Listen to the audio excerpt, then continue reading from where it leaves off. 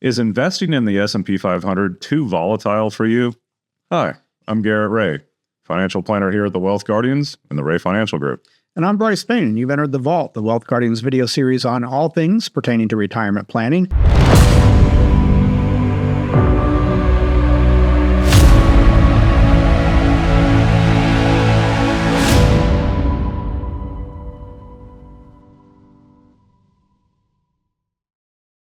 In this episode, we're going to do a nice rundown of the history of the S&P 500 for the last 50 years and answer that question for you. Is the S&P too volatile for your taste?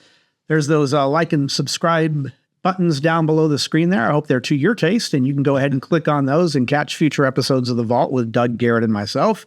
But let's go ahead and get started on this, Garrett. How volatile is the S&P 500? You put together a nice little spreadsheet here. Yeah, so we're gonna flip over to the spreadsheet here now, and actually, Brice, we've got data that goes all the way back since 1950, not for the 50 years, yeah. Yeah, since 1950, and really what I tried to do in this little exercise is answer the question about the market performance overall over a longer term trend, and it's a pretty commonly cited statistic that if you invest in the S&P 500 or one of the larger indexes, you can expect somewhere between 9 to 10% annual rate of return. Gross, before all the fees. Before all the fees or taxes or anything else. This is just talking about your investments inside of the market index. And while that's a great statistic to kind of have in your back pocket, what that doesn't really explain very well is the ride that the investor had to endure along the way. And so let's take a look at the spreadsheet here. You can see the title, S&P 500 Annual Returns versus the Intra-Year Maximum Drawdown since 1950. So we've got three tables here for the years. If you look at the first column, obviously that's the year that we're talking about, the S&P 500 performance. Now the middle column there is its annual return. So just to use 1950 as an example, that was a really good year for the market. In 1950, the S&P 500 was up 30.8% for the year. And to be clear, that is talking about January 1st to December 31st. Forget the bumpy ride in between. Yep. The end result was a 30.8% return. Great. Double digits, everybody loves that. Absolutely. Now enter the third column, the one to the far right, the maximum drawdown. Okay. So even though 1950, if we use that as an example, it had an annual rate of return of 30.8%, at some point in that year, investors were down 14% from the start of From the start of the year, right? Yep. So you could very well find yourself if you were in the middle of 1950 thinking, goodness, we're almost in recession territory, down over 10% at some point in the year, and then the market just kicks off and rallies, and then ends up closing the year up 30.8%. And what we really tried to look at here, Brice, is a couple of different things. It is quite common that when we're talking with clients, we'll hear a phrase that sounds something like this: I can't believe I'm down for the year. And if you look at our chart here, take a look at how many years had a drawdown at some point in the year. Every single one of them since 1950 until 2024, at some point in the year, in the middle of the year, you found yourself down from the prior year. And a lot of those are double digits. And a lot of those are double digits. And that's the thing that you have to understand is how volatile is the S&P 500? Is the S&P 500 too volatile for you? Right. So, at any one of these points, an investor could have gotten scared out of the market, concerned. I'm sure there was news headlines galore from 1950 up until present day as to why you should get out of the market. And yes, even though on the average, we can expect 9 to 10% annualized returns, it is a 100% certainty, at least looking at historical data, that at some point in any given year, you will be down from the previous year's performance. Yeah. So that's the ride that investors have to endure. And, I've got a couple other statistics here, Brice, that I just thought were kind of great to throw out for the listeners here. There have been 41 years with double-digit drawdowns. That goes back to your point. Since 1950. Since 1950. 41 years had double-digit drawdowns at some point since 1950. Okay. That being said, the S&P 500 finished with a gain 25 times or 61% of the time it actually had a gain, right? So if we're looking at just the overall data, 61% of the time you had a winning year. Yeah. Right? 2/3. Yep.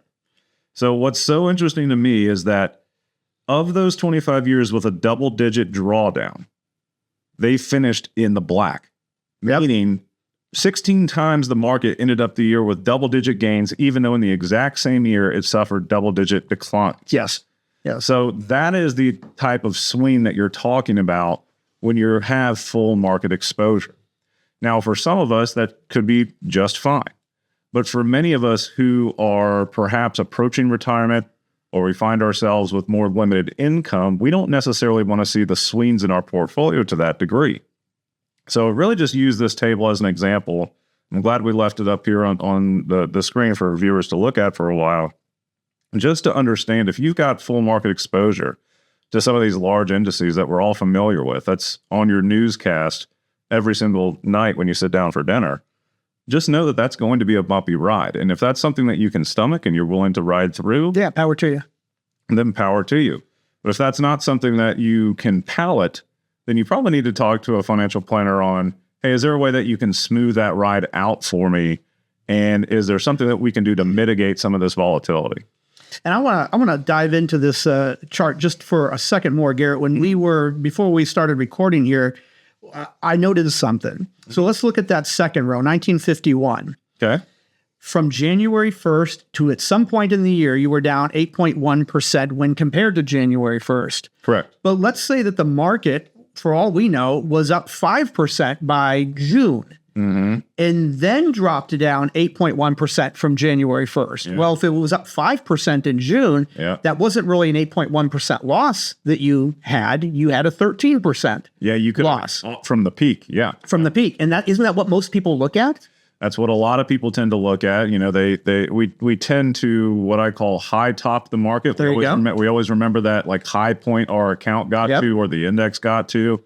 And then when the economy enters a rough patch, we're basically comparing the down point to the highest possible point it ever got. Understandably. Yep. But yeah, nobody or very few people are going to say, I'm down 8.1% from January 1st. Yeah. No, they're going to say, darn, I'm down 13.1% from wherever my highest point was. Sure. Yeah. So a lot of these single digit losses, that one maybe, 1959 undoubtedly, 1965, those are probably double-digit losses from peak to bottom in the middle of the year. Sure. Yeah, absolutely. But then, had the investor basically kept their gumption and stuck to their guns, they would have finished 1965 up 12.4%. Yeah, you betcha. So you can imagine what kind of a rally that looked like. Yeah, no, but 2020 was certainly a rally as well, the COVID crash. Yeah, everyone talks about COVID. Actually, the market was up 18% that year. Look at that one there, 33% down at one point and finished. Nobody thought the market was going to finish in positive territory. Yep. And that was down in the middle of the year there. But that's somehow it did. That's a great reference of recent history, Brice, that everyone can remember. The COVID year or two there.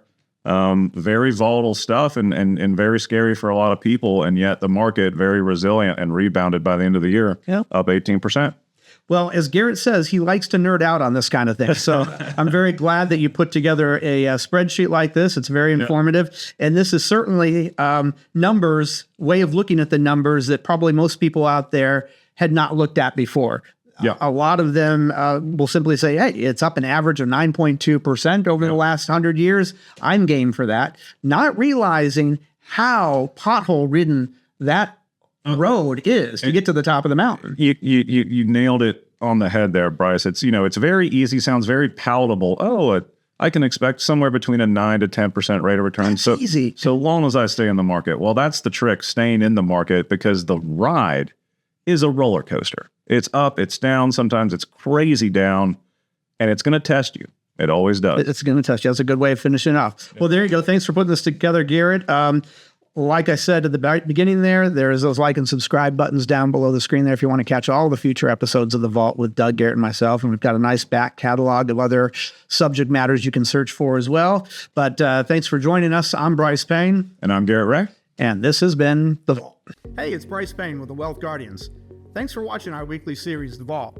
Do you know we also have a weekly radio show where we discuss all things retirement? You can listen to the Wealth Guardians radio show live on 94.5 WPTI in the Triad on Saturday mornings. But if you miss the live broadcast, you can also catch it on our YouTube channel or find us on your favorite podcast platform each Saturday morning. Make sure to subscribe wherever you listen so you can get notifications when we release new episodes. Want you to remember, good retirement plans do not create themselves. We'll talk to you soon.